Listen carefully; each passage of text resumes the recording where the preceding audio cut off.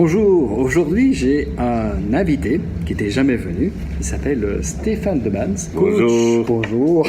Et c'est un coach de patron. Pour moi, c'est absolument incroyable. Une personne qui a jamais regardé le tennis. Si, quand j'étais ado, ça me permettait de ne pas devoir étudier parce que je n'étais pas du tout scolaire. Ah, ben tu vois, donc tu connais quand même bien le tennis. La semaine prochaine commence le tournoi de Roland-Garros et c'est naturellement toujours pendant ce qu'on appelle en Belgique les blocus en fait, quand les étudiants doivent étudier. Et donc il y a plein d'étudiants qui ont raté leurs études à cause de Roland-Garros. Donc aujourd'hui on va parler de Roland-Garros. En tant que coach, on sort de chez un client et tu as dit au client, il n'y a pas de coach jeune. C'est quoi cette carabistouille? Il y a des coachs jeunes, mais pour pouvoir confronter un patron et l'amener à passer de la suractivité à un moment de non-agir pour être dans l'écoute, pour le confronter donc, il vaut mieux avoir 60 ans ou d'avoir une certaine expérience, ce qu'un jeune n'osera pas faire. Mais par contre, le jeune va apporter plein d'autres choses dans ce qu'on appelle aujourd'hui le processus d'intelligence collective. Et donc ça, c'est super. C'est tous les processus de facilitation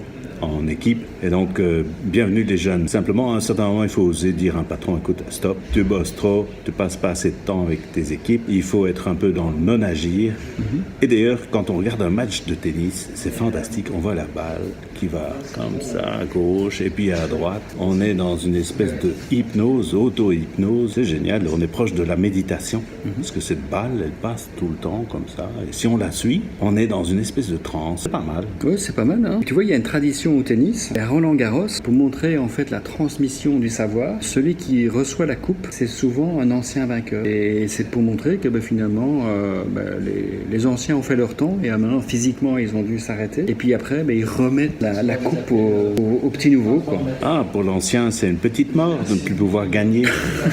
Oui. Le fait de donner une coupe, c'est un signe de reconnaissance vis-à-vis du nouveau vainqueur. C'est un ancien qui, sans doute, était admiré par le nouveau, qui lui donne la coupe. C'est magnifique, il y a une transmission, il y a un relais. Et donc, effectivement, ce n'est pas la mort, ça. C'est au contraire, donner la vie. Ah, fantastique. Voilà une conclusion. Je vais dire de la mort qui tue. Merci Stéphane. Voilà, j'ai réussi à prouver aujourd'hui que même les gens qui connaissent pas le tennis connaissent le tennis et sont capables de vous raconter de belles histoires. Tu reviendras? Absolument, avec plaisir, Philippe. C'est toujours un plaisir d'être avec toi. Ok. À la semaine prochaine. You can't be serious, man. You cannot be serious!